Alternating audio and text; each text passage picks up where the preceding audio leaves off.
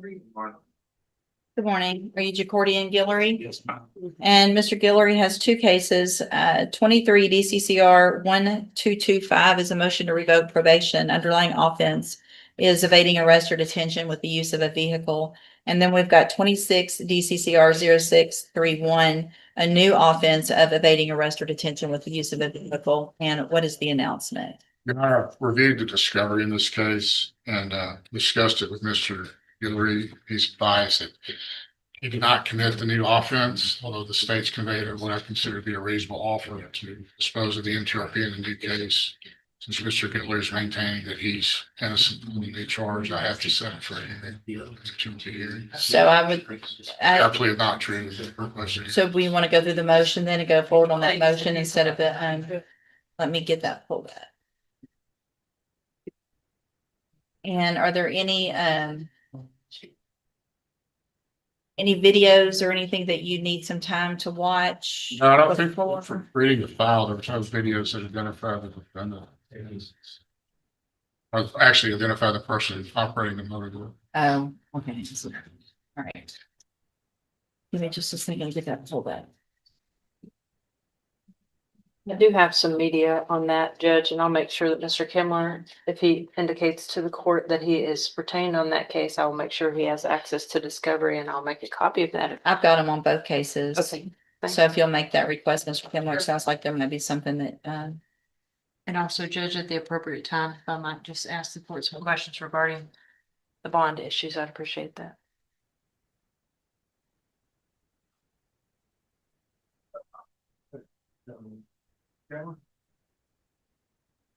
Mr. Guillory, please raise your right hand.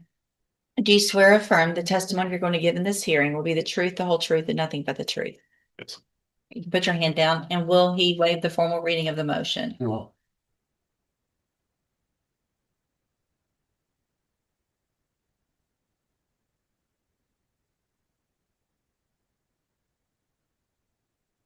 All right, Mr. Guillory, in clause number 23, DCCR 1225, I have a motion to revoke your unadjudicated probation. Shows that you were placed on probation January 6th of 2025 for the offense of evading arrest or detention with the use of a vehicle. And that was a 4-year deferred probation. Is that correct? yes.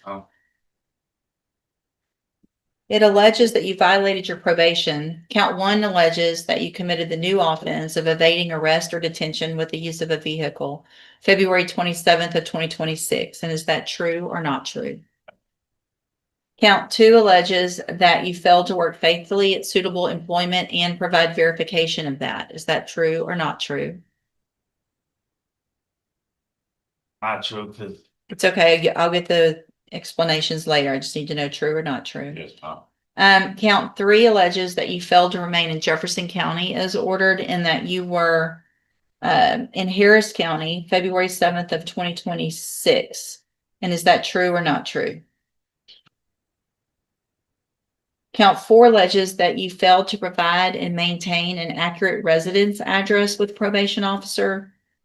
It says you reported your address at 2218 Rush Street, but identified your address at 2450 West Lucas to the Beaumont Police. Is that true or not true?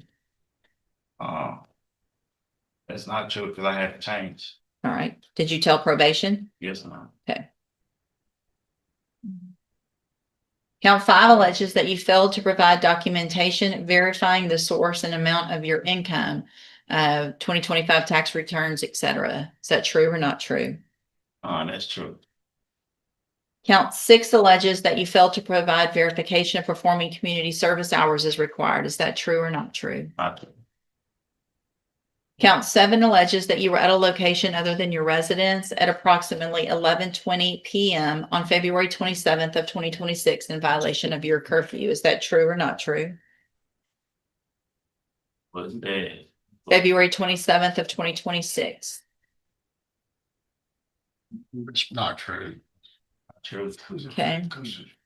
Count 8 alleges that you are behind in your court assessed fees as of April 20th of 2026 in the amount of $1,812. Is that true or not true? All right. Did you enter your pleas of true to counts 3, 5, and 8 freely and voluntarily?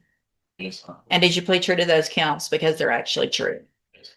All right, then I'm going to find that you entered your pleas of true to counts 3, 5, and 8 freely and voluntarily. Find those counts true.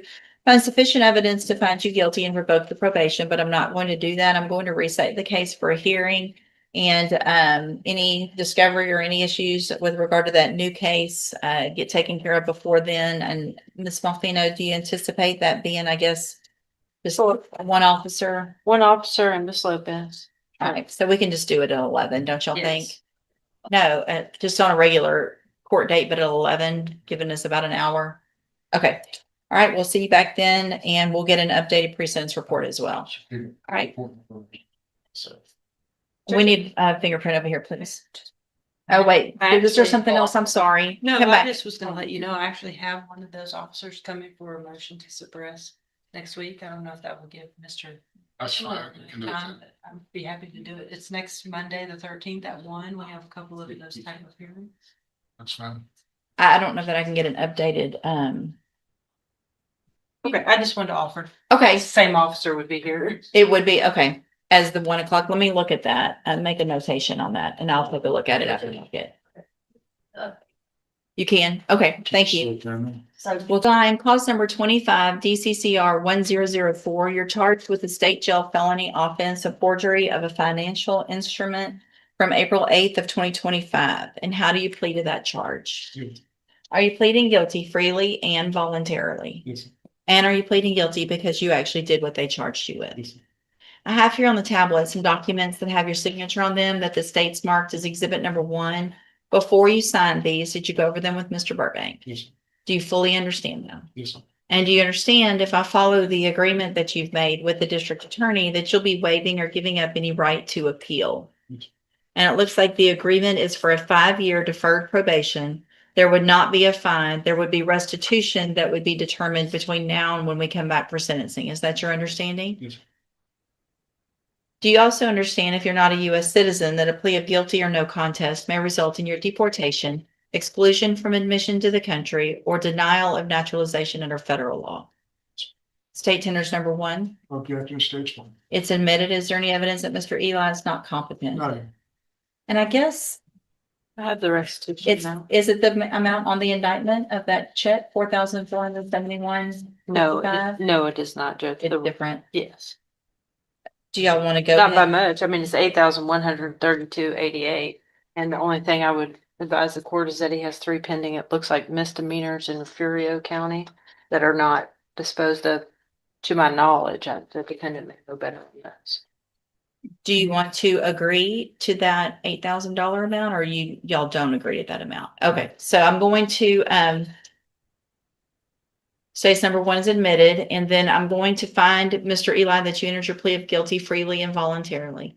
Find that you're mentally competent and you understand the nature and the consequences of your plea.